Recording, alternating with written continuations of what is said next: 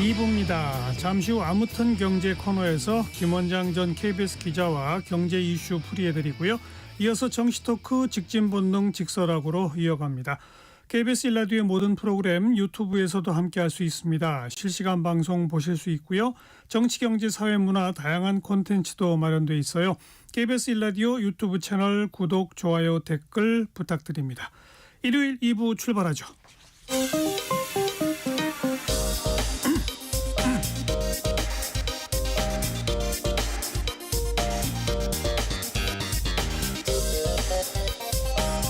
팩트체크 진짜 뉴스 정관용의 시사본부 KBS 1라디오 들어보면 압니다. 아무튼 경제입니다. 트럼프 미국 대통령의 관세 전쟁 또 전 세계에 일파만파 영향을 미치는데 이야기 또 나눠보죠. 김원장 전 KBS 기자 나오셨어요. 어서 오십시오. 안녕하세요. 그 얘기하기 전에 아까 일부에서도 잠깐 다뤘습니다만 트럼프와 젤렌스키 사이의 그 살벌한 설전. 네. 지금 이제 그 평화협정은 원점으로 돌아갔다고 봐야 되겠죠. 네. 뭐 지난 100년 동안 미국에 이런 정상회담은 없었다라는 분석이 나오고 있고. 예. 뭐 일단 취임 한 달 10일 돼가고 있는데 일단 트럼프 대통령 뜻대로 잘 안 된다 예상은 했지만 쉬운 일은 아닐 것 같았지만 시진핑 주석 전화 안 받고 있고 40일째. 젤렌스키마저 말을 안 듣고 트럼프 대통령 입장에서는 중국을 견제하려면 러시아 푸틴의 환심을 사야 되는데 그러려면 푸틴에게 많이 주고 좀 젤렌스키한테 불리한 협약으로 가야 되는데 젤렌스키가 이거 목숨 걸고 받아들이지 않는 형국이라서 미국 언론은 벤스 부통령이 일부러 좀 거칠게 나와서 젤렌스키가 말려들었다. 결국 이 협상이 깨지게끔 그런 분석도 나오는데 일단 보셨겠지만 그 모양새 자체가 너무 참 보기 흉했죠.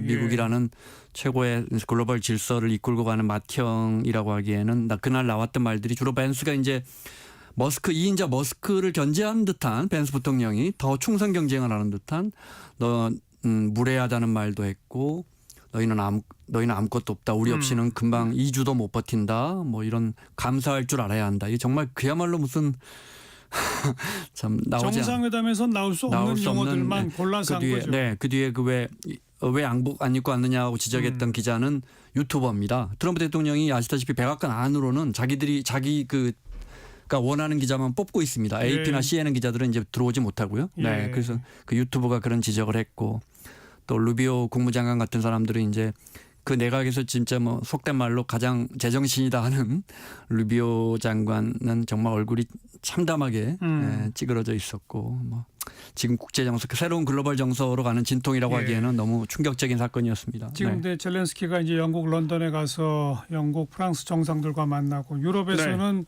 미국은 자유주의 리더의 자리를 잃었다. 이제 이런 반응까지 나오고 이제 미국과 유럽의 관계가 어떻게 될지가 지금 아주 가늠자 위에 올라서 있어요. 그런데 뭐 유럽이 해줄 수 있는 게 또 아무것도 없어요. 싸워라. 사실은 영국이 부추겨서 시작된 전쟁인데 유럽이 그렇다고 미국만큼 해줄 수 있는 것도 없고요. 그죠? 참 답답한 상황입니다.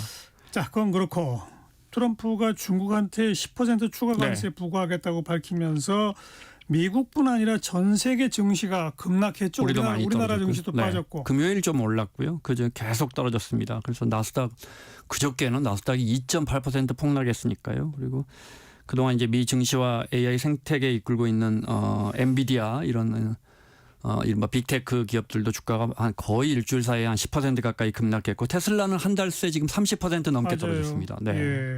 앨런 머스크가 백악관의 2인자인데 테슬라 주가는 쭉쭉 빠져요. 사실은 정확하게 말하면 취임 전에 너무 많이 올라서 지금 좀 빠졌지만 사실은 지난 여름부터 투자했거나 우리 이른바 서학개미들 뭐 연초부터 갖고 있었다면 막대한 이익을 옮긴 건 맞는데 그 고점 대비 480달러에서 지금 300달러 밑으로 떨어졌으니까 많이 떨어진 건 사실입니다. 트럼스크라고 미국 언론들이 이렇게 SNS 보면 트럼프와 머스크를 합쳐서 트럼스크 대통령이라고 이렇게 부르더군요. 한 몸이구나. 한 몸이야. 트럼프는 이제 미국 경제와 함께 트럼프 행정부의 경제를 알 수 있는 상징적인 주가가 됐는데 지금 아시다시피 테슬라의 시가총액은 전 세계 모든 차량 뭐 도요타, 현대차, 뭐 벤츠, 아우디 다 합친 차보다도 시가총액이 더 비싸고 하여튼 우리 서학개미들이 또 많이 올라서 올 초에 $400대에 많이 들어갔어요. 예. 그때만 한 2조 원 넘게 들어갔거든요. 네, 그러니까 그 뒤늦게 들어간 사람들은 손실이 지금 네. 많이 났을 거고 특히 이제 레버리지 상품 우리 투자자들이 되게 좋아하잖아요. ETF 중에 2배, 3배 추정하는 상품들. 예. 네, 블룸버그 보고서를 보면 한국 사람들이 이상하게 2배 추정 상품만 산다. 올 들어서만 한 우리 돈으로 한 1조 5천억 원 정도 2배 상품. 그러니까 요 주가가 1% 오르면 2% 먹고 그렇죠. 뭐 1% 떨어지면 2% 손실 나는 이게 한 10% 정도 이미 이 2배 추정 상품에서 이게 10% 하락하면 30% 정도 손실이 나는데 그렇죠. 이 2배 상품인데도 네. 근데 지금 그것만 해도 올해 1조 5천억 정도 우리 국민들이 들어가 있고 3배 레버리지 ETF는 런던에 상장돼 있는데 이거는 지금 만약에 올 초에 들어갔다면 손실이 80%가 났어요. 아이고. 근데 이게 올 초에 우리 국민들 많이 들어갔어요. 네. 물론 이제 그 전에 들어간 국민들이 더 많지만 그래서 어느 시기에 들어갔냐에 따라 중요한 건 이제 주가가 너무 많이 오른 것도 있지만 트럼프라는 머스크라는 앨런 머스크라는 매우 독특한 예, 경영자의 오너 리스크가 불거지면서 네. 뭐 사실은 이게 이제 또 주가에도 영향을 미치고 있다. 알겠어요. 테슬라 몰고 다니는 미국 사람들 중에 민주당 지지자들 이런 사람들은 저 번호판에다가 머스크 미치기 전에 산 거예요. 이거 스티커 붙이고 다니고 이래요. 그래요? 그러니까 네. 지금. 그런데 말씀하신 것처럼 토요타나 폭스바겐, 현대차 이런 자동차 회사들의 자동차 판매 대수를 보고 네. 테슬라의 판매 대수를 보면 네. 지금 쉽지 않아요. 테슬라의 주가는 말도 안 되는 그렇습니다. 거예요. 네, 네. 너무나 많이 올라 있는 거예요. 지금 특히 중국 차들이 우리 기업들이 현대 기아차 굉장히 선방하고 있고 그 와중에 특히 하이브리드 같은 걸로 미국 차 시장에서 선방하고 있는데 글로벌하게 보면 아시겠지만 비아디를 선두로 한 중국 전기차의 거의 뭐 진격이 아니고 폭격 수준입니다. 네, 예. 유럽 시장, 동남아 시장에서 정말 점유율이 빠르게 늘고 있고 그러니까 미국은 이미 중국 차를 묶어버렸지만 지난해 100% 관세 중국 전기차를 100% 관세란 말은 우리나라에서 중국 전기차 팔지 말라는 뜻이잖아요. 예. 유럽과 동남아 지금 올해도 이제 올해 우리나라 시장에도 지금 대전역 갔더니 그 옆에도 중국 전기차들이 쫙 전 시장을 열어놓고 있더군요. 들어오고 있고 중국 이제 너무 많이 팔리니까 유럽도 지금 중국 전기차에 대한 관세 장벽을 작년에 다시 치기 시작해서 작년 10월에 한 17%에서 45%까지 부랴부랴 지금 관세 장벽을 올리고 있고 그럼에도 불구하고 전 세계에서 지난해 제일 많이 팔린 브랜드로는 전기차로는 테슬라를 제쳐버렸고 비아디가요. 그렇죠. 그럼 뭐 이제 좀 있으면은 매출에서도 테슬라를 제칠 것 같고 네. 며칠 전에 제가 유진증권의 저 전기차 애널리스트하고 방송을 했는데 그분 말씀이 이제는 테슬라가 비아디의 기술력을 따라가야 한다. 어이고. 이렇게 표현하시고 그래서 제가 주어가 잘못된 거 아니에요. 예. 그다음에 이제 제일 핵심이 이제 사실은 테슬라는 전기차 회사이기도 하지만은 뭐 스페이스X도 갖고 있고 그다음에 자율주행이라는 어마어마한 기술력 갖고 있었는데 예. 지금 FSD 장착하는 게 그러니까 완전 자율주행하는 소프트웨어가 1,300만 원 정도 하거든요. 우리나라에서. 근데 비아디는 중국에서 완전 자율주행이 이미 장착되어 있는 차 중에 저 모델 중에 싼 게 1,300만 원이에요. 차값이. 차 전체 네, 그러니 이게 참. 자율주행 장치가 아니라. 네. 그리고 이제 문제는 지금 캘리포니아 텍사스 오스틴에서는 올 6월부터 한다지만 캘리포니아 규제가 막혀가지고 자율주행 완전 자율주행 한 해 못하네 뭐 지금 계속 안 되고 있는데 후베이성 이런 데 가면 지금 우리 관광객들도 계속 인스타그램 올리고 있잖아요. 예. 그 택시가 자율주행해요. 맞아요. 예, 뭐 중국의 우한 이런 데 가면은 그러니까 문제는 그렇게 계속 굴리면 사고도 엄청 나고 중국 언론은 거기서 사람 죽어도 보도도 안 할 텐데 문제는 그렇게 계속 자율주행 굴리면 기술은 발전할 거 아니에요. 진보하죠. 예. 근데 미국은 지금 묶여 있단 말이에요. 규제에. 네. 그러니까 이제 여기서도 벌어질 거기 때문에 알겠습니다. 테슬라가 참 쉽지 않은 상황입니다. 그러니까 네. 그 엄청난 기술력에다가 싼 가격으로 중국 전기차가 아주 폭격을 전 세계에 퍼붓고 네. 이러다 보니 테슬라 주가는 더 빠질 수밖에 없고 이제 이런 네. 건데 그뿐만 아니라 미국 증시 전체가 빠지잖아요. 네. 그럼 미국 증시에 우리 서학개미가 지금 어느 정도 투자하고 있어요? 160조 정도 돼요. 160조? 억 달러인가 그러니까요. 160조가 조금 안 됩니다. 그러니까 근데 연초보다 지금 한 5, 6% 내려갔으니까 돈으로만 따지면은 5%니까 8조, 9조 정도 되는 거 아닙니까? 예. 네. 근데 그 이제 아까 말씀드린 것처럼 연초에 들어갔을 경우에 그렇게 손실이 나는 거. 어쨌든 9조 원이 날아갔습니다. 한 달 반 동안에. 네. 그런데 뭐 지난해 많이 오른 거 따지면 우리 서학개미들이 투자를 잘하고 있고 충분히 플러스가 나고 있는데 중요한 건 지금 이제 우리 순대외 금융자산이 그때 한번 설명을 드렸는데 이게 1,600조 원이나 됩니다. 우리가 이렇게 부자 나라입니다. 그러니까 우리가 해외에 빌려준 돈, 받을 돈 계산하고 나면 1,600조 원이나 플러스인데 예. 어디다 이렇게 해외에 많이 갖다 넣었을까 하면 급증하고 있는데 1년 새 한 또한 한 400조 정도가 400조 원 정도가 급증했는데 왜 자꾸 해외에 어디다 투자하나? 어디다 투자하겠어요?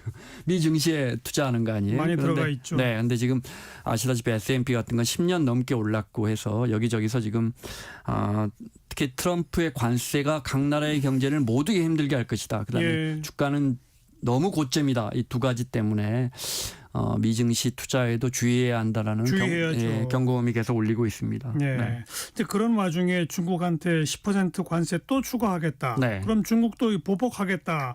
본격적인 무역 전쟁인 거죠, 이게. 그렇습니다. 그런데 앞서 말씀드린 것처럼 트럼프 대통령 뜻대로 처음 임기 때는 한 1년 정도 다투는 척 하다가 2020년에 2천억 달러 미국과 사줄게 하면서 항복했죠. 중국이. 그런데 지금 백악관이 자 오늘 시진핑 주석과 통화하고 좋은 결과 있을 거예요 했는데 전화 못 해버리잖아요. 네. 40일 동안 전화 한 통화 못 하고 있거든요. 그러니까 전화 안 받아요. 그러면서 처음에 10% 더 했을 때 그래 우리도 그럼 보복관세 10에서 15% 때릴게 해버렸단 말이에요. 네.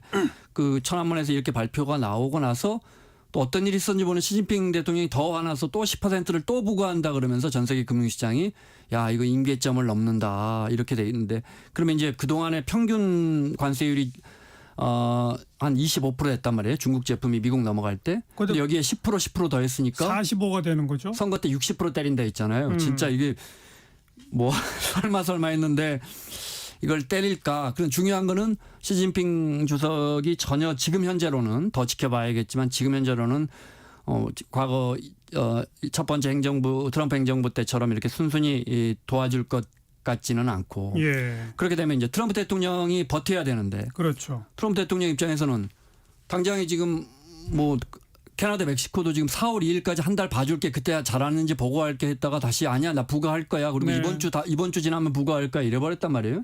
도대체 캐나다 두 멕시코 정상이 뭘 잘못했는지 모르겠는데 이렇게 되면 그때 말씀드린 것처럼 예를 들어 캐나다에서 미국은 원유 제일 많이 수입하는데 그건 25%안 때리고 10%만 때렸지만 그럼 바로 부과하는 순간 며칠 지나지 않아서 기름값 10% 오를 거 아닙니까? 그러니까 미국의 증시는 빠지고 물가는 오르고 물가는 오르고. 이 트럼프는 뭘 얻는 거예요? 트럼프 도대체? 대통령이 아무리 지금 국민의 절반이 지지한다 하지만 지금 말씀하신 것처럼 물가는 계속 지금 멕시코에서 만들어진 캐나다에서 만들어진 완성차가 평균 3,000달러가 오른대요. 관세가 25%. 네, 한 네. 400만 원 넘게 오르는 거예요. 네. 그럼 미국 소비자들은 이걸 체감할 텐데 그러니까요. 미국은 아이폰의 나라인데 아이폰 미국에서 한 대도 안 만들어요. 다 외국에서 나오는 거예요. 네. 그러니까 중국에서 만든 것도 그 아니, 관세를 그래서 때릴 것이냐. 트럼프는 뭘 얻는 거예요? 관세를 매겨가지고.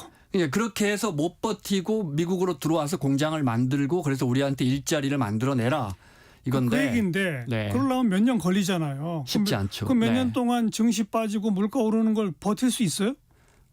지금 그러니까 그 싸움이고 특히 바이든 행정부 때는 지금처럼 채찍으로 않고 당근으로 했잖아요. 그래서 그러니까요. 우리 같은 또 일본 같은 기업들이 미국으로 이미 많이 들어가 있거든요. 네. 그래서 여기서 더 쥐어짜서 들어오라고 하니까 관세는 올라가고 참 아직까지는 트럼프의 네. 구상이 트럼프한테 유리하기보다는 좀 불리하게 흘러가는 것 같아요. 만약에 미국 국민들은 야 트럼프 대통령이 와서 저렇게 하니까 이렇게 펜타닐 들어오는 국경도 막고 말이야 멕시코가 10,000명이나 뭐 이런 거 좋은데 슈퍼 갔더니 가격도 뭐 엄청나게 그러니까요. 오르고 칫솔부터 시작해서 뭐 TV까지 다 오르고 반발하죠. 네, 물가도 또 오른다면 그래서 금리도 낮추지 못한다면 예.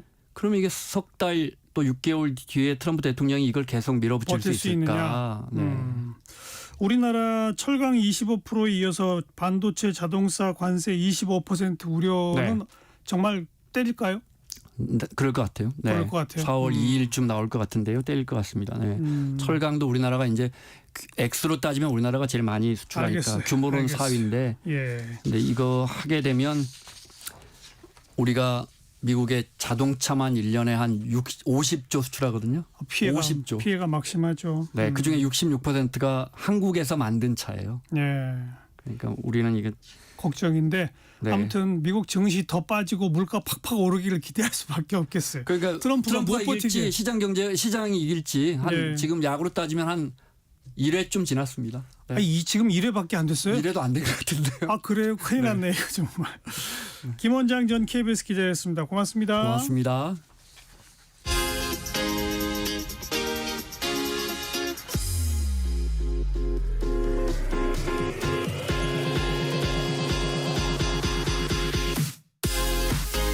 대한민국 시사의 중심 토요일 일요일 낮 12시 10분 KBS 1라디오 정관용의 시사본부.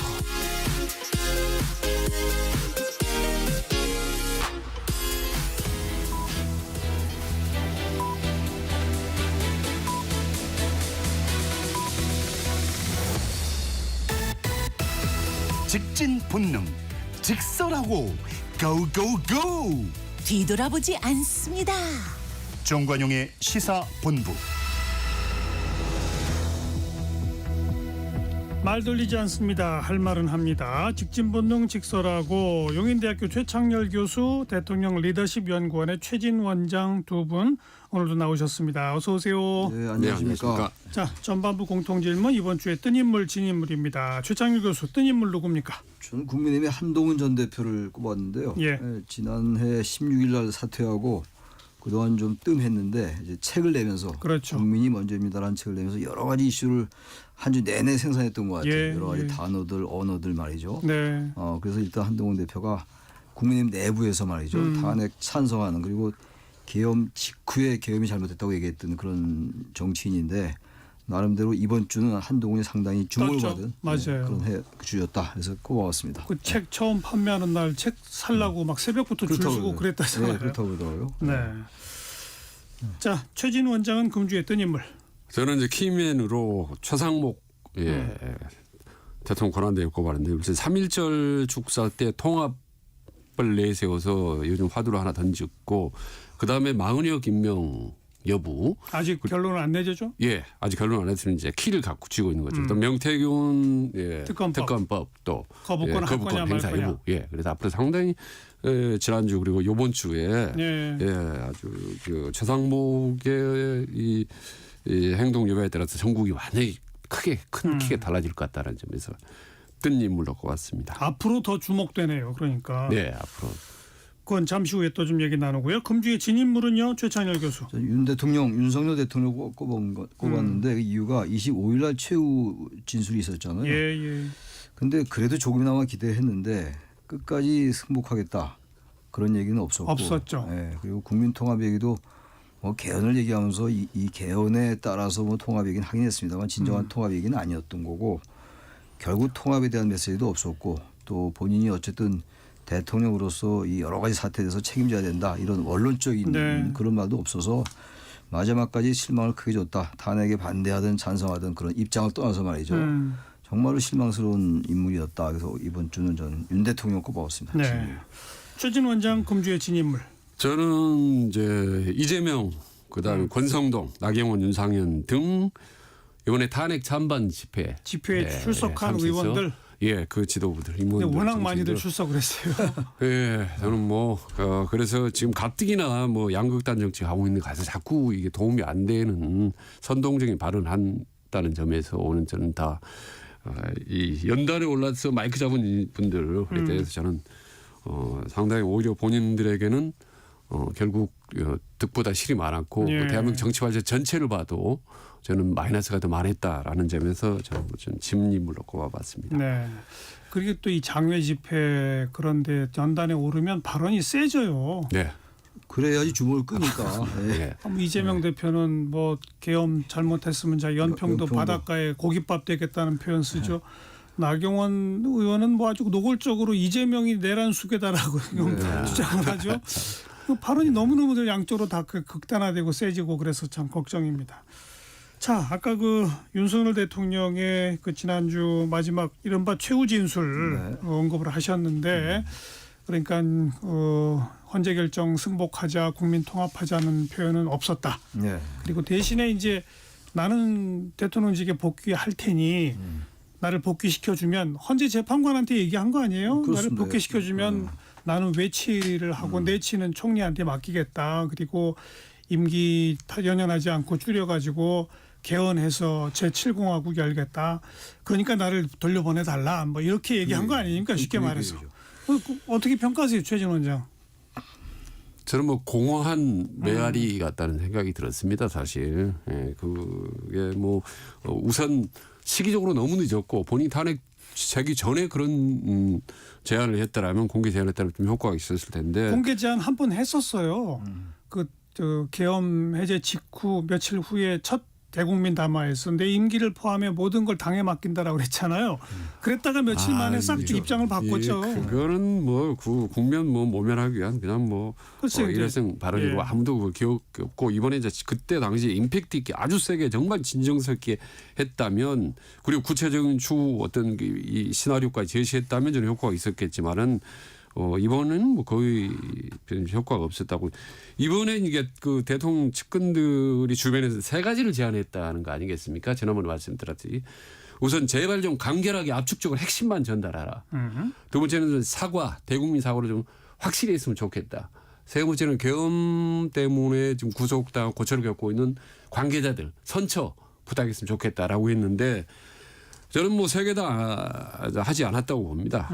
그래서 무려 진짜 A4 용지 77쪽 70분 동안에 걸쳐서 과거에 했던 똑같은 얘기죠. 뭐 계엄령이 아니라 이거는 호소령이었다. 국민들이 호소령이었다라고 국회의원 물론은 오히려 야당이 했고 정치인 체포했다라는 지시는 이거는 뭐 터무니없는 주장이다라고 얘기를 했고 정말 최근 언론이나 민심과는 너무 동떨어진 기존의 발언들을 그대로 70분 동안 되풀이했기 때문에 저는 진짜 말이 최종 변론이지 정말 좋은 기회를 대통령 입장에서 좋은 기회를 놓쳤고 그동안에 했던 말 되풀이했기 때문에 저는 아무 효과가 없었던 정말 아쉽고 공허한 최종 변론이었다라는 생각이 듭니다. 근데 아무튼 나를 대통령으로 복귀시켜주면 난 임기 빨리 끝낼 테니 기각시켜주세요라는 게 헌법재판관들한테 먹힐까요? 아니, 전혀 안 맥힐 것 같아요. 그리고 이 헌재 재판은 결국은 위헌 불법적인 게 있냐 없냐. 그리고 중대하냐. 중대하냐. 이게 대통령 파면을 정당할 정도로 중대하냐. 그걸 보는 거예요. 그렇죠. 그런데 자꾸 다른 얘기들을 하고 이제 정치인들이 얘기를 하는데 개헌 얘기가 이게 설령 진정성이 있다 하더라도 제가 그때 뭐 진정성이 전혀 없어 보입니다만 있다 하더라도 탄핵 심판에 영향을 줄 수 없죠. 네. 그럼 정말로 윤 대통령이 대통령이 되면 이 양극단의 정치를 종식시키고 권력 구조를 바꿔서 877을 종식시키니까 적임자니까 이거 복귀시켜야겠다 이렇게 될 수가 없는 거죠. 네. 그건 지금 제가 말씀드린 건 정치적인 것이고 헌재는 정치적인 것을 하는 것이 아니에요. 요즘 일부 보수 유튜버라는 분들 또 패널이라는 분들이 정치적 사법이라고 얘기하면서 자꾸 정치적 얘기를 하는데 그거는 좀 다른 얘기예요. 기본적으로는 헌법과 법률이 위반되냐를 따진 다음에 그런 다음에 여론의 지형을 좀 참조한다는 얘기인 것이지 완전히 정치적인 재판이다 이렇게들 얘기를 하는데 그건 굉장히 위험한 얘기다라고 제가 말씀드리고 싶고 특히 개헌 얘기 이거는 개헌 다 동의하죠. 많은 사람이 동의합니다만 지금 야당이 동의를 하겠냐고요. 이 상황에서. 그래서 이게 얘기를 하는 게 누가 했느냐 언제 했느냐가 중요하거든요. 같은 내용이라 하더라도. 근데 지금 윤 대통령이 완전히 마지막에 위기에 몰려서 최후 진술에서 얘기를 한다. 이건 대단히 정치적인 자신의 어떤 위기를 모면하기 위한 그런 얘기로밖에 받아줄 수밖에 없는 거죠. 조금 아까 최준 원장도 언급하셨어요. 사람들 다 기억을 잘 못한다라고 하셨는데 어제 저희 토론에 이제 국민의힘 대변인 지냈던 송영원 변호사가 나와서 뭐 제가 이제 그런 지적을 했거든요. 계엄 해제 이후에 첫 담화에서 한 얘기를 다시 되풀이한 거 아니냐 이제 그런 말을 했더니 송영원 변호사가 중요한 구체적인 내용을 이제 언급을 했어요. 그렇다. 그때 당과 정부의 모든 걸 위임하고 나는 이제 대통령 권한 사실상 내려놓고 임기를 포함해서 모든 걸 넘겨주고 그렇게 했더니 한동훈 대표가 바로 받아가지고 당의 내부에 이 태스크포스 팀을 구성해서 태스크포스 팀이 복수의 안을 제출했어요. 바로 한 며칠 사이에 말이에요. 복수의 안이 뭐였습니까? 2월 하야 4월 대선, 3월 하야 5월 대선 그리고 그 사이에 개헌 합의하자 이런 안이었단 말이에요. 만약 그때 그러면 지금 얘기하던 그대로 그때 윤 대통령이 좋다 나 그대로 따르겠다라고 했다면 탄핵은 당하지 않고 그렇게 하야로 갔던 거죠. 그리고 네. 개헌은 이루어내고 네. 7.6공화국을 연 대통령의 자리는 그래도 차지했던 거 아니냐라는 네. 표현을 쓰더라고요.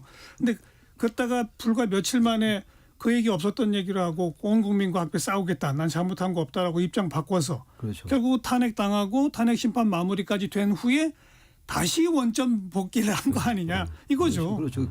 그래서 그때 한동훈 대표와 한덕수 총리가 네네. 담화 발표. 그게 지금 한덕수 총리의 탄핵 사유 중에 하나예요. 그렇죠. 정부의 권한을 왜 이임하냐 당에 그랬던 건데 그때 진여성에게 하야하고 그랬으면 이런 일이 안 벌어졌죠. 그냥 그럴 생각이 아예 없었던 거예요. 근데 이제 탄핵 심판 끝난 후에는 다시 그 얘기를 하고 꺼낸다. 이게 이제 아니, 말이 안 되는 문제라는 얘기죠. 거죠. 그러니까 이제 그게 임기단축 개헌 그렇게 중요했다면 이미 여러 차례 또 반복을 했었어야 돼도 강하게. 네, 네. 왜냐하면 그동안의 정치적 메시지 계속 던져왔었잖아요. 전혀 하지 않다가 이제 막판에 뭐 궁지에 몰리고 마치 이 탄핵은 이제 인용적으로 가는 것 같으니까 하는 건데 이 부분은 별로 그리고 그날 뭐 발언도 봤습니다만은 그 개헌론이 그렇게 구체적이거나 상당히 와닿지도 않았어요. 사실 좀 포괄적이고 두루뭉실했기 때문에 별로 뭐 그리고 지금 그날 70여 분에 걸친 발언 중에 임기단축 배헌 차지하는 배경이란 왜 이게 불가피한지 필요한지 이런 구체적인 내용들이 없지 않습니까? 예. 두루뭉실하게 툭 던진 거기 알겠습니다. 때문에 뭐 자. 국민들도 전혀 뭐 비중 있게 받아들이지 않았을 거라고 봅니다. 이른바 최후 진술 평가를 해봤고요. 아까 우리 그 최상목 권한대행 주목된다 키맨이다라고 하셨는데 뭐 단도직입적으로 마은혁 재판관은 언제 임명할 거라고 보시고 또 명태균 특검법은 거부권을 행사할까요 말까요? 어떻게 보세요, 최준 원장? 주목은 되는데 예상이 되세요? 왜 저는 뭐 대충 마은혁 변호 그 헌법재판관 임명 부분은 아마 선뜻하지는 않을 거라고 봅니다. 그리고 저는 솔직히 개인적으로 헌재가 마은혁 재판관을 빨리 신속하게 임명을 해서 말하자면 최종 심판에 투입한다라는 데에 대해서는 저는 상당히 반대 입장입니다.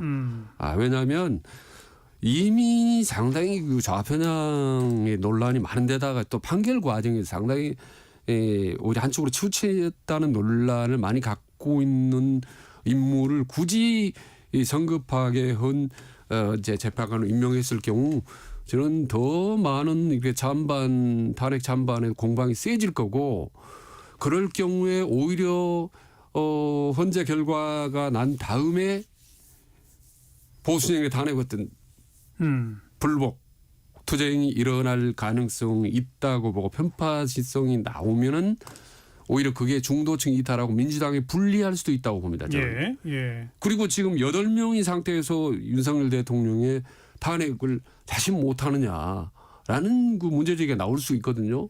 저는 최근 흐름 보면은 8명으로도 충분히 저는 윤석열 대통령 할 수 있죠. 네, 탄핵이 뭐 차고 넘치는데 굳이 마은혁 논란을 이렇게까지 증폭시킬 필요가 있느냐라는 중이고 그리고 저는 차상목 대행 입장에서는 반드시 이걸 신속히 임명을 해야 될 의무는 없거든요. 지금 법률상으로 보기 때문에. 그래서 저는 상당히 그 시간을 좀 지연될 가능성이 높다고 봅니다. 임명을 미룰 가능성이 높다고 봅니다. 저는 임명해야 된다고 생각해요. 왜 그 말씀 드리냐면은 지금 우리나라 이 지금 비상경 이후에 이 헌법에 관련된 것도 그렇고 법률에 관련된 것도 그렇고 각자의 입장과 각자의 주장에 따라서 너무 편의적으로 해석되고 있어요. 헌법재판소가 분명히 얘기를 했어요. 이거는 최상목 대통령의 의무이자 권한이다. 권한이지만 의무라고 얘기했다고요. 예. 여러 가지 이 문제가 논란이 있기 때문에 헌법재판소라는 대한민국 최고의 사법기구에 재판을 의뢰했던 거예요. 근데 거기서 유권서를 내린 거 아닙니까? 이거 권한을 침해했다. 대한민국 국회가 헌재를 구성할 수 있는 그 권한을 침해한 것이고 위헌이다. 그럼 거기 따라야 되는 거죠. 따라야죠. 여러 가지로 볼 때 물론 마은혁 후보자가 임명이 안 돼도 뭐 대세 지장이 있을 수도 있고 없을 수도 있어요. 그럼에도 불구하고 여러 가지 양쪽 그 진영의 알겠어요. 이해가 엇갈린다면 이건 법대로 하는 게 맞아요. 그러니까 임명하는 건 옳고 네. 이번 탄핵 심판에는 참여하는 게 옳아요. 배제하고 가는 게 옳아요. 저는 배제하는 게 맞다고 생각합니다. 예, 왜? 빼고 간다. 변론에 참여하지 않았잖아요. 이미 끝났으니까. 어떻게 평회에 참여합니까? 평회에 참여하면 다시 그걸 다 열어야 되는데 그러니까요. 굳이 그럴 이유는 없는 거죠. 그 판단은 헌재가 하는 겁니다만 네. 헌재가 전 굳이 그 변론 갱신을 통해서 시간을 연장할 필요가 있겠느냐. 네. 임명을 하는 건 하고 왜냐 헌재 판시니까. 알겠어요. 그러나 일단 임명은 되지 않았다. 하되 대통령 탄핵 심판에는 참여 안 참여하지 한다. 말라. 그게 그걸 맞다고 바란다는 생각합니다. 말씀. 예, 예. 두 분 다 지금 명태균 특검법 거부권 여부에 대해서는 언급을 안 하셨는데 어떻게 보세요? 저는 거부권 행사하려고 봅니다. 할 거라? 최상목 대행이. 왜요? 이유는? 왜냐하면 지금까지 여러 가지 행태를 볼 때 최상목 대행은 항상 여야 합의를 강조해 왔어요. 이 명태균 특검 여야 합의되지 않았거든요. 그러니까 최상목 권한대행에게는 제2요건을 하기 아주 좋은 명분을 가지고 있는 거죠. 네. 아마 특검에 대해서는 거부할 가능성이 크다고 봅니다. 예, 저도 뭐 동의를 해요. 두 가지. 근데 하나는 이제 검찰이 지금 계속 신속하게 수사를 하고 있는 거고 또 하나 두 번째로는 밖으로 얘기는 하지 않겠지만 상당히 정치적인 이유를 고려하지 않을 수밖에 없어요. 왜냐하면 지금 아시다시피 명태균 게이트의 발언들이 어떻게 보면 국민의힘한테 유력한 대권주자들 뭐 예를 들면 오세훈이라든지 뭐 홍준표, 오세훈 홍준표 이런 같은 분들. 상당히 치명적인 얘기들이 계속 튀어나오고 있는데 예.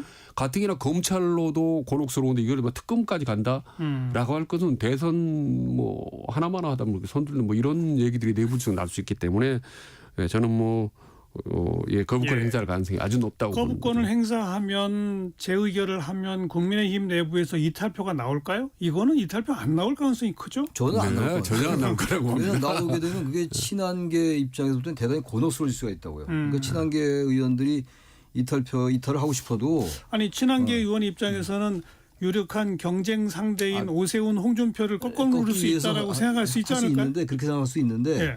일단 경선에서 당심을 자꾸 착근하기 잡아야 어려운 되는데. 상황인데 여기서 만약 반란표가 나오면 이게 친한표다라고 하면서 더 어려워진다는 그런 계산 때문에 아하. 설령 홍준표, 오세훈 시장을 곤혹스럽게 할 수 있다 하더라도 그 전자가 더 손해가 크다고 판단할 공산이 큽니다. 네. 친한계 의원들. 그래서 이탈하지 않을 것이다 이렇게 보는 거죠. 지금 결국 명태균 무산되겠군요. 이거는. 뭐 성사되지 뭐 않을 그럴 겁니다. 가능성이 예. 지금 명태균 게이트에서 슬슬 언론에 나오는 내용들을 보면 뭐 명태균 게이트 그 자료 보내면 뭐 김건희 여사가 받아보고 뭐 이게 뭐 이합 충성 뭐 이런 거 있지 않습니까? 그리고 윤석열 대통령이 받아보고 뭐 땡큐 하고 뭐 이게 이후 좀 자세한 녹취록들이 언론에 나오더라고요. 많이 이게 나오고 있어요. 많이 나오고 있는데 이거 보면요. 지금 뭐 홍준표 오세훈 문제가 아닌 것 같아요. 국민의힘이 이러다가는 완전히 뭐 이게 정말 이상한 정당, 완전 명태균 손바닥 위에서 노란한 정당으로 이렇게 비칠 가능성이 아주 높기 때문에 저는 이탈표가 적을 거라고 저는 보는 어렵다. 거죠. 예. 근데 이게 다시 발효하면 말이죠. 명태균 특검 이번에 이제 제2요구에서 부결되고 예. 그렇게 되고 이제 탄핵이 어떻게 인용되고 이렇게 되면 나중에 명태균 특검이 성사될 수도 있을 것 같아요. 제가 볼 때는. 나중에라면 그러니까 이제 이번 지나고 한 3월 중순 이후에 그렇게 된다면은 왜냐하면 명태균 특검에서 나온 얘기들이 너무 구체적이고 말이죠. 왜냐하면 오세훈 시장과 홍준표 시장은 부인합니다만 지금 명태균 씨 측에서 얘기한 여러 가지 녹취나 주장들이 상당히 일관성이 좀 있어요. 예. 그렇게 되면 여론이 의외로 이거 검찰 수사가 미진하다. 중앙지검이 지금 하고 있는 거 아닙니까? 창원지검에서 갖고 왔는데 중앙지검 역시 이 수사에 한계가 있다. 제한적이다라고 한다면 여론이 의외로 특검으로 간다면 그때 이제 친한계나 이런 쪽에서는 이땐 찬성하자.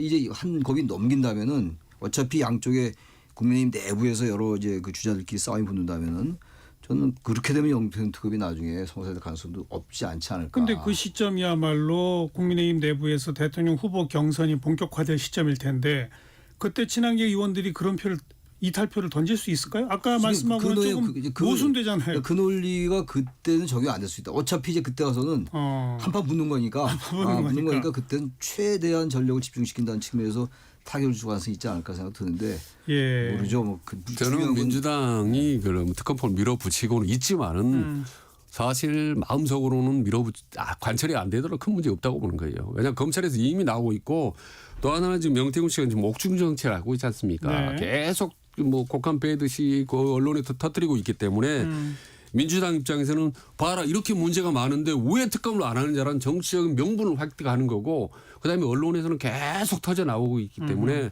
민주당 입장에서는 뭐 굳이 실질적으로 뭐 특검을 관찰할 필요가 없는 거죠. 부분 법대로 지금 수사하고 있기 때문에 네. 오히려 그걸 버티고 있다 말이에요. 국민의힘이 알겠어요. 이런 식의 정치적으로 공격할 수 있는 명분이 더 확실해지기 때문에 좋습니다. 1시 35분 향해 가네요. 잠깐 교통정보 전해드리고 또 후반부 토론 이어갑니다. 서휘영 씨. 네, 이 시각 교통정보입니다. 3일절 연휴 둘째 날인 오늘은 집으로 돌아가는 차량들이 분산되면서 오후 4시에서 6시 사이 교통량이 많겠습니다. 지금도 서울 방향 차량들이 많은데요. 서울 양양선 양양분기점에 이동량이 몰려 있고요. 이후 서양향에서 인제터널까지 길게, 또 강촌과 설악에서 속도 내려갑니다. 영동고속도로 인천 방향 대관령 7터널 일대와 진부에서 정체고요. 또 새말에도 교통량이 늘었습니다. 호남고속도로 지선 대전 방향 서대전 분기점에 발생한 사고로 일대 3km 정체입니다. 중부 내륙고속도로 양평 쪽은 북충주에서 충주 분기점까지, 또 다시 감곡에서 여주 분기점까지 밀려 지나고요. 경부고속도로 서울 방향 옥산에서 목천 지나기 어렵습니다. 경계권에서는 안성분기점과 또 수원에서 속도가 내려가고, 시구간 들어와서는 양재에서 반포까지 20분 이상 걸립니다. 서울 시내는 동북간선로 성수 방향 도봉요금소에 사고가 발생했는데요. 현재 2차로 통행 어렵습니다. 차로 변경에 신경 써주시기 바랍니다. KBS 교통정보센터였습니다.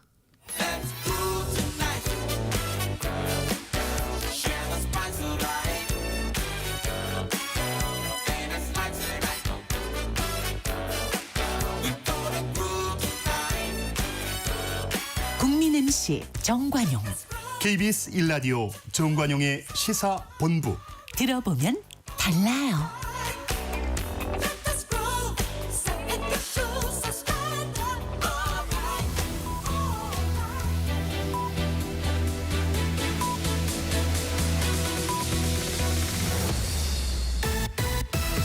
직진 본능, 직설하고 고고고. 뒤돌아보지 않습니다. 정관용의 시사본부.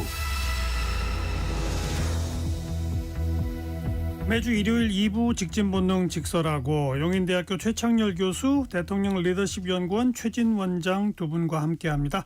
후반부 공통질문 금주의 핫한 한마디입니다. 최 교수. 예, 아까 나왔던 얘기인데 그 한동훈 대표 개헌 관련 얘기예요. 윤 대통령의 개헌 관련 얘기가 아니라 윤 대통령 얘기이기 때문에 4년 중임제로 개헌하자는 거, 임기 3년 단축하자는 거. 그러니까 자신이 대통령이 되면 임기를 줄이겠다는 거예요. 그렇죠. 그리고 2028년도 같이 치르자는 거거든요. 총선 대선을. 그러니까 이건 상당히 중요한 화두예요, 사실. 네. 그래서 이거를 지금 당장 이제 탄핵 재판 때문에 주문을 못 받지만 국민이 좀 바뀌면 이게 의외로 상당히 화두가 될 수 있을 수밖에 없어요. 게다가 출마하는 본인 스스로가 출마할지 알지 모르지만 최종적으로 그러나 자신이 자신을 단축하겠다는 건 처음이거든요.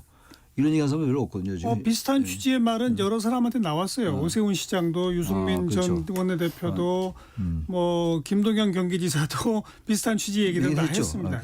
이번 주에서 상당히 이게 알겠어요. 뜨거운 얘기였다. 예.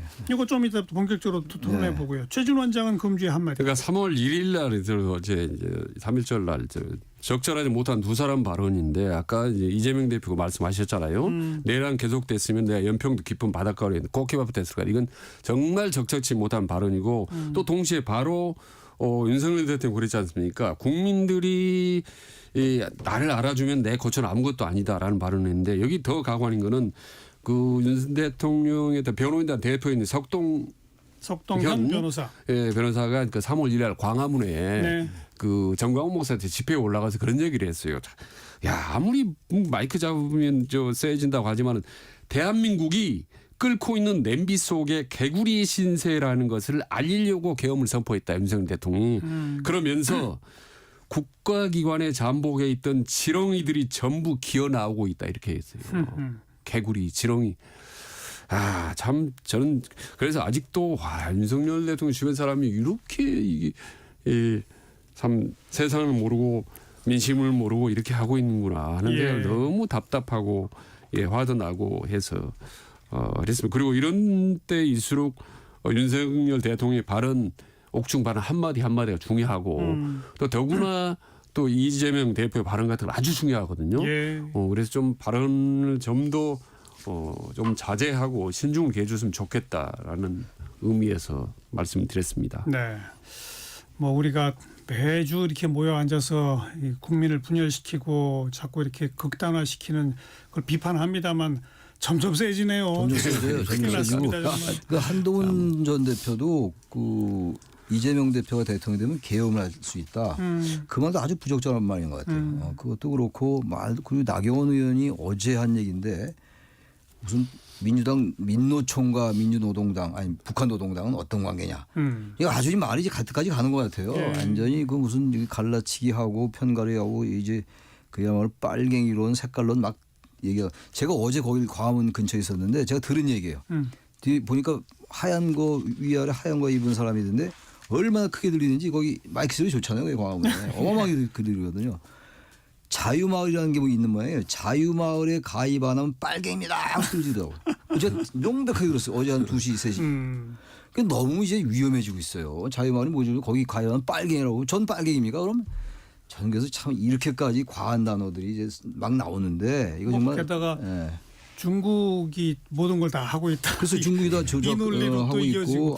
너무 참. 이게 어느 선까지 가려고 그러는지 이 발언들이. 예, 중국 지금 뭐 대변인까지도 지금 나서서 뭐 비판하고 글쎄 있는데 말이에요. 저는 그래서 지금 이런 이제 아무나 말잔치 상황 속에서 자 멋있고 국민들이 와닿는 감동적인 얘기를 할 수 있는 대권 주자가 누굴까 이걸 주목을 하고 있거든요. 그런 점에서 저는 이제 한동훈 전 대표 어떤 말을 할지 이 국면에서 되게 궁금해요. 아직 제대로 된 정책 메시지는 안 던졌지 않습니까? 지금 첫 행보가 보니까 제2연평에서 지금 연극 보고 예.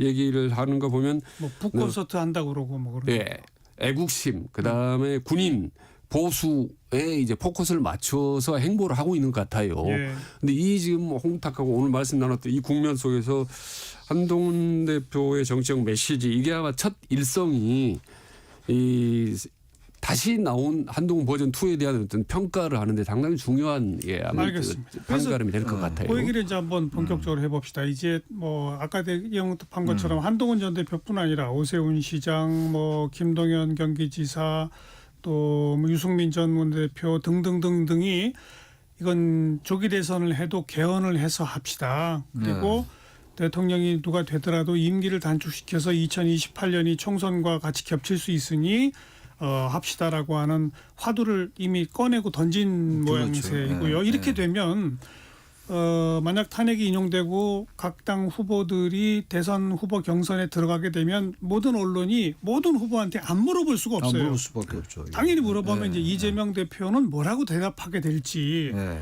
과연 이 조기 대선 후보 경선 본선 과정에서 개헌 및 임기 단축 카드가 어떤 역할을 하게 될지 그 시뮬레이션을 한번 짜봐야 되는 거예요. 쉽지 않은 얘기인데요. 그 이재명 대표는 아마 임기 단축 얘기 안 할 것 같아요. 제가 볼 때. 근데 개헌 얘기가 완전히 대선의 하나의 그 화두가 되면 말이죠. 이재명 대표가 마냥 피해가기는 어려울 겁니다.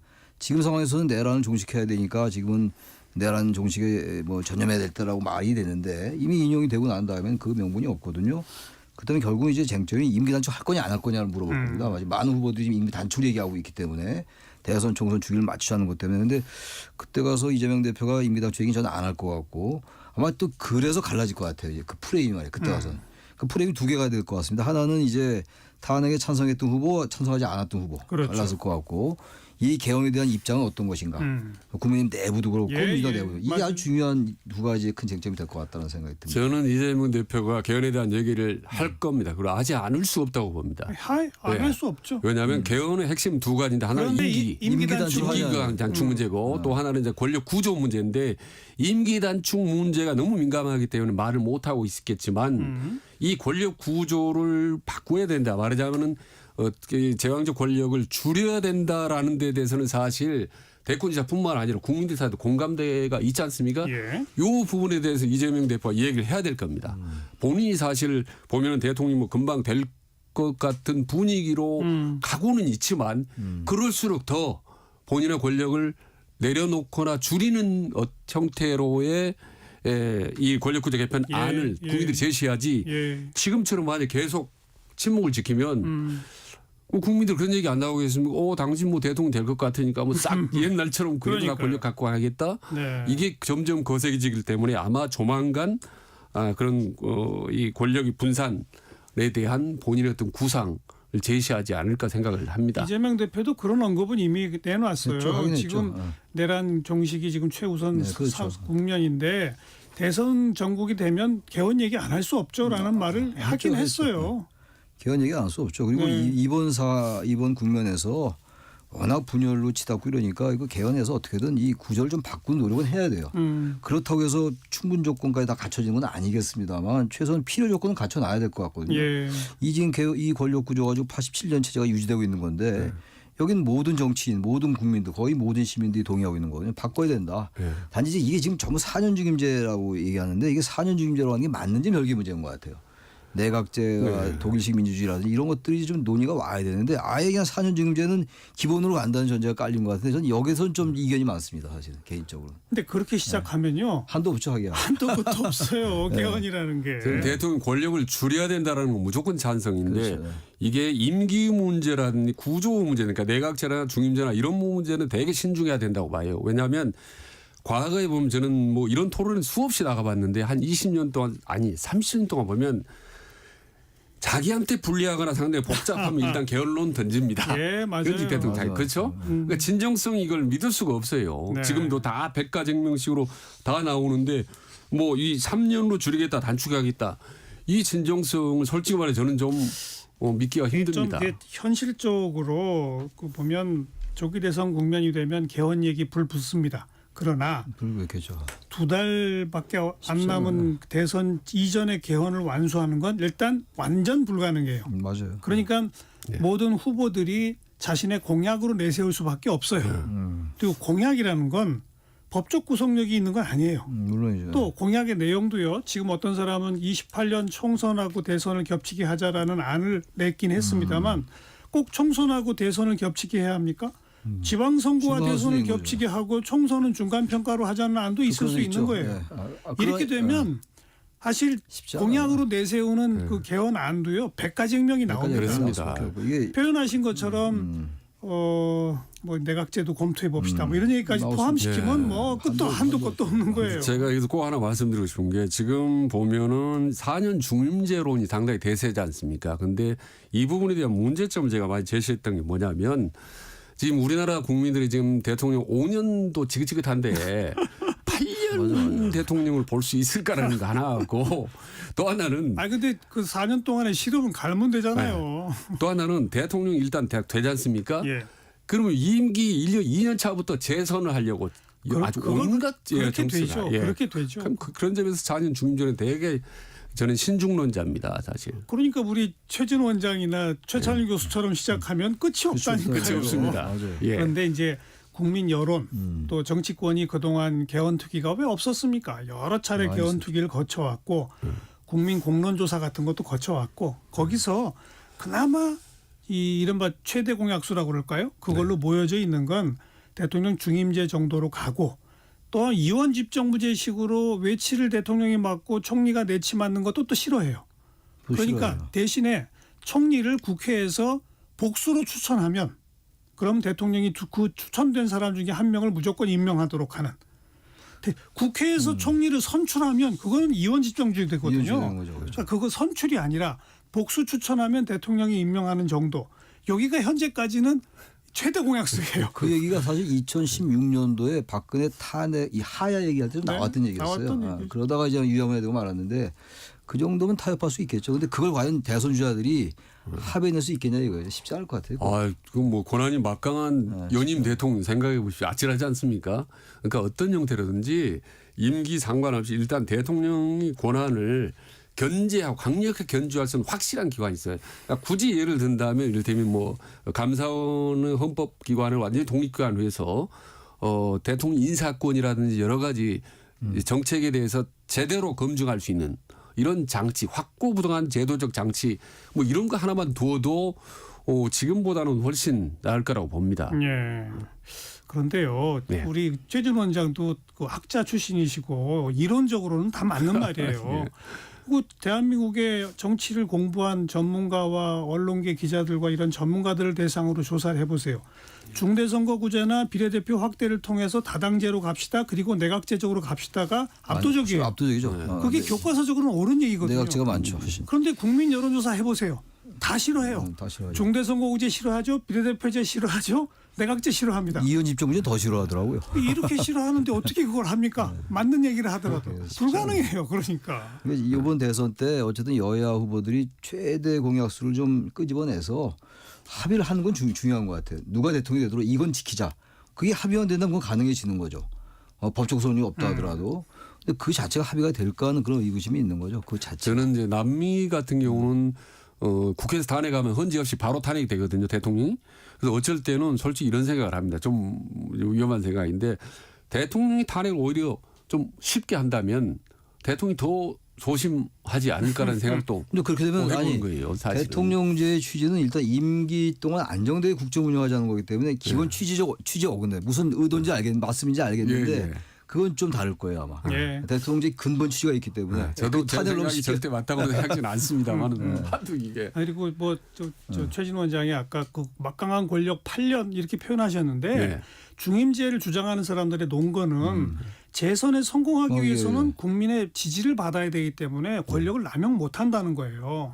그다음에 재선한 후에는 다음번에 또 도전을 못하지만 그렇지. 남은 임기는 4년이기 때문에 5년짜리로서의 절대 권력을 또 못한다는 거예요. 그렇죠. 거기 좋은 점이죠. 그런 사실. 논거를 들긴 드는 거예요.